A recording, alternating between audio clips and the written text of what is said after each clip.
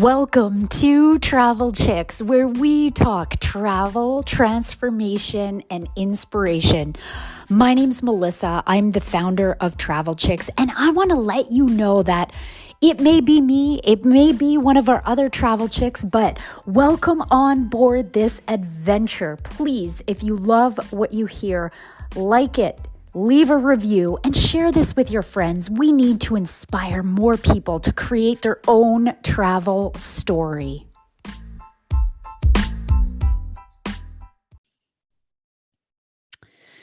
Okay, so welcome back to another episode of Travel Chicks, where we help you find your flow and just say, yes, let's go. And today's guest, I am so excited to have. I found her on Instagram. Big surprise. And you know what? Before we begin, I just got to say, all of the photos that I have been following you, Marielena, I hope I get your name right. All the photos on your Instagram are absolutely incredible. I don't know what kind of camera you use or who is taking these photos, but I give you huge props. So let's get started. How about you introduce who the heck you are and what you are up to in the world? Yes. So my name is Marielena Smith. I am the founder of Epic 7 Travel. And so I do adventure travel photography on all 7 continents with underwater, aerial, landscape, and wildlife, along with my husband. He does a lot of our underwater and aerial as well. Wow. Okay, so that makes sense of why you have this incredible photos. Like every single photo you've taken has been on your trips. Yes. So Oh, none of the photos on Instagram are stock. Those are all from trips that we have taken. oh my goodness. So I got to ask you, what inspires you to travel? You know, you probably have a story. Like when was that first trip that you took and what inspires you to travel? Yes. So it's kind of a multifactorial for me. So I grew up with 2 parents who worked for the airlines. So I had a passport at 6 months old and became very comfortable on planes. So I can now sleep in any moving vehicle, whether that be car, plane, train, very easily. But that's what first inspired my love of travel. And then in college, I studied abroad in Sydney, Australia. And down there, I met people for the first time that introduced me to the idea of kind of gap years. I'd never heard of that. It's not something we're as familiar with in the US. And so I met people who were doing round the world trips for a year as part of their gap year. And I thought, wow, what a great idea. So I called my mom from Sydney and said, the day I graduate from college, I'm going to do a round the world trip. And she said, where did you get this idea? And so that planted the seed for my first round the world trip. But before I left for that, when I left Sydney, I was traveling through Australia and New Zealand, and I met a couple in their 60s, blackwater rafting in New Zealand, who said to me, we're really excited to see you traveling while you're young. Take advantage of these opportunities. Don't wait until you're retired. Don't wait for that rainy day, because they said we're both in our 60s, and many of the adventures that we had hoped to have, we have health issues that are now precluding us from doing that. So do it while you're young. So I have taken that to heart and have typically traveled to 2 to 3 new countries a year, have been to 65 countries on all 7 continents. That's so incredible. And you know what? Just hearing your story actually inspires me even more because my daughter, who just turned 3, has Oh, already been to 10 countries and counting. And so listening to your story about I've had a passport since I was 6 months old, it's just what better education can we give our children? Exactly like what you've learned as a child growing up with travel as like almost like part of your foundation of who you are. oh, absolutely. So my question is, how do you think travel can actually have the power to transform lives? So I think travel, I think, continually energizes people. I've seen that with as I've traveled with people and kind of wildlife that I witness, but I think it makes you a more confident person, more open-minded, and expands your horizons in innumerable ways.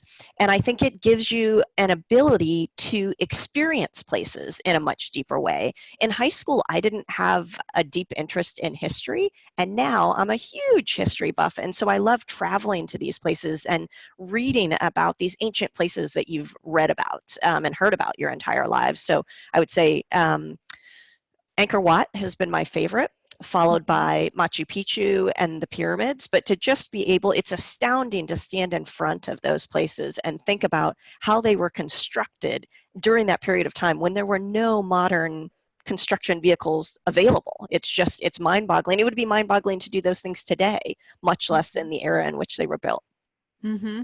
And that was actually one of my next questions was out of all the places that you've been, like what would your top three be?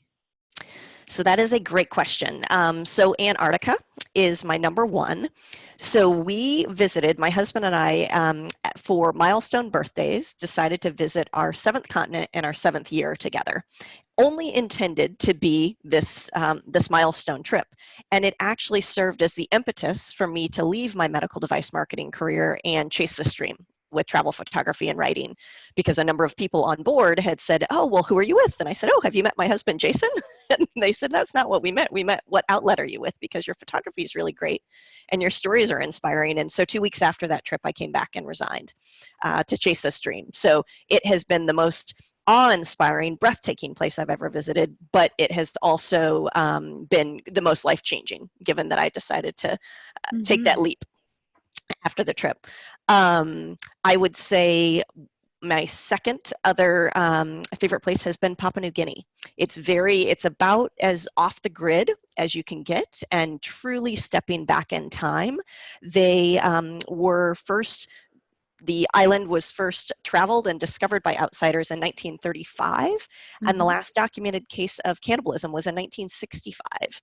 And so it is visiting and being able to see the festivals that take place. Most of them are in the fall, as well as the diving there. It's some of the most pristine diving. On average, I think they get about 1,200 visitors a year. I think that number has gone up. We visited in 2010.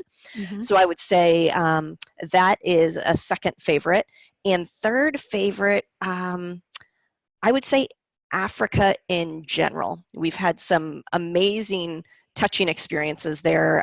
The most touching being trekking to see Diane Fossey's Susa troop. So the troop that she studied in, which is portrayed in Gorillas in the Mist. Mm-hmm. So spending, that was something that I had admired her and Baruch Galitigas, who has studied the orangutans, and Jane Goodall with the chimpanzees. So those have been three of my idols since I was very, very young. So to get to see the troop that she studied was really transformative for me.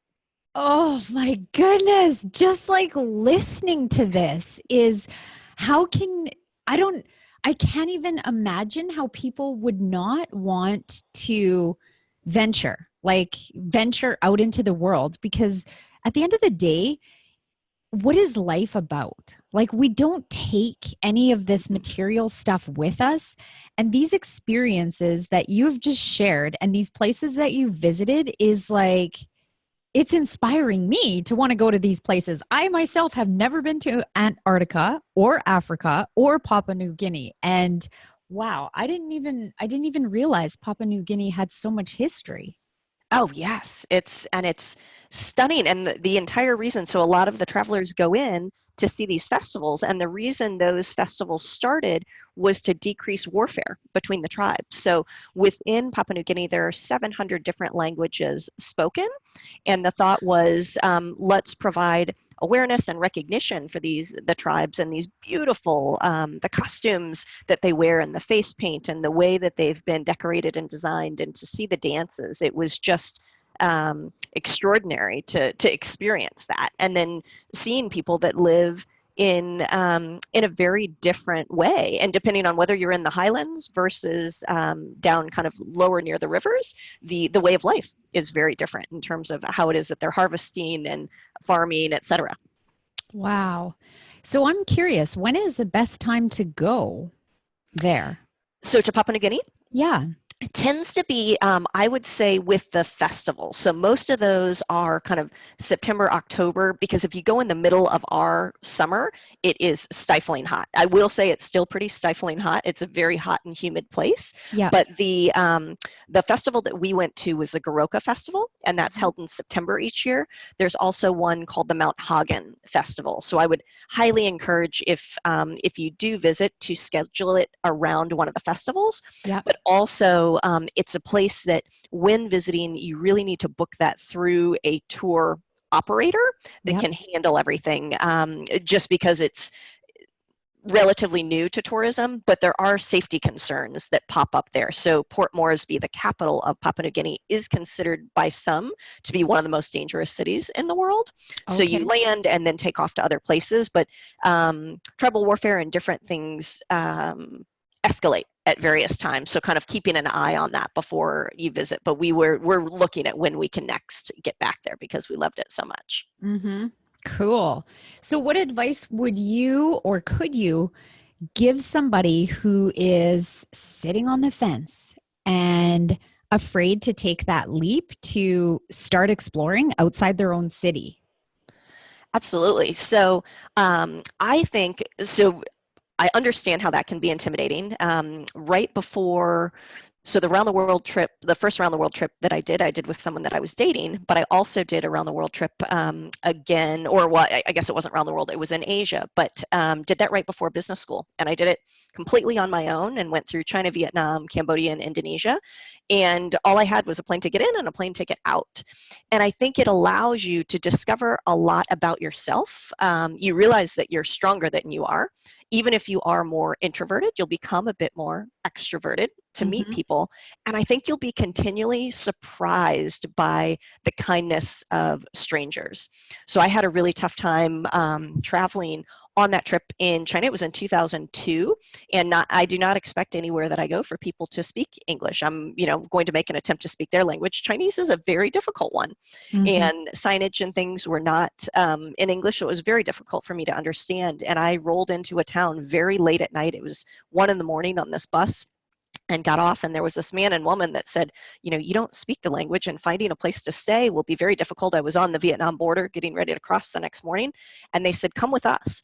Now, they could have drugged me, robbed me, but I had to trust my gut and instinct that these were good people, and they introduced me. They took me to an area with some great street food that I did not get sick from, introduced me to lychees, which are still one of my favorites, and the next morning they said, it was a businessman and woman, and they said, we'll have our driver drive you all the way into Hanoi. So all of this rigmarole that I was going to have to do at the border, they took care of all that. And this was just a random meeting at 1 a.m. and kind of trusting my gut.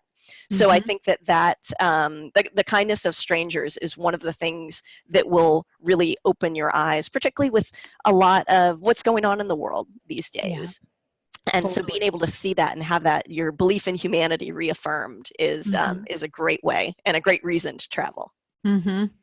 And what is the number one thing that you will not leave your house when traveling with? So obviously my camera as a photographer, that always comes with me. That's very important. But I'll name 2 other things because they have become absolutely key for me.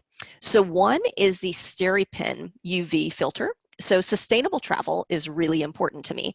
And I have not bought anything in a plastic bottle in 3 years anywhere in the world. And the SteriPen has allowed me to do that.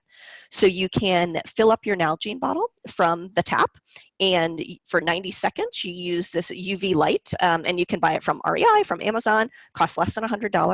Mm-hmm. And it allows you, and it removes viruses, protozoa, bacteria from the water. So it is amazing, and has allowed me, I'm heading out for a trip to Bhutan shortly, so I'll be using that there, but I have used it all over the world Uh-huh. So do and you found that. just pour the water into a cup and then put this thing in? Yeah, so I travel with a large Nalgene bottle. It needs to be a wide mouth bottle, and then you just stir your UV filter. So it has UV light in there, and then it gives you a smiley face at the end to tell you that it's it's been purified. And Mm-hmm. I've gotten violently ill in China, India, and Egypt to the point of almost hospitalization. And in India, I was told it was filtered water that I was drinking from a four-star hotel, and it was not. And so this way, I absolutely know that it was sterilized, and I'm not having to contribute any plastic within these countries that they don't have any recycling facilities. So Mm-hmm. that makes me feel great as well. And the second thing is I am very prone to motion sickness. And being a scuba diver and traveling all over the world and having crossed the Drake's Passage, Mm-hmm. which many would say is the most treacherous passage to cross in the world. You can get 40-foot waves within that passage. We only hit 10 to 15-foot waves, but that still will send your stomach on a bit of a roller coaster ride. And the relief band has been game changing for me. So it was originally developed for women with morning sickness Mm-hmm. or patients going through chemotherapy, and was previously only available in Canada and Europe. It is now available in both of those places as well as the US without a prescription. And you can buy that from reliefband.com, but you can use it on small planes, trains. I've used it on windy roads as well as boats. So I recommend it they don't do a lot of marketing. And so I recommend it to every traveler who expresses that they have motion sickness, and it'll be game changing for them as well. Wow. Two things that I haven't even heard about. Thank you. So at the end, at the end of the day, if we have people, especially photographers that would love to join you, or travelers or bloggers, like how can people get a hold of you? Yes. So my blog, and kind of going along with having been to all 7 continents, is Epic 7 Travel. So EPIC7travel.com.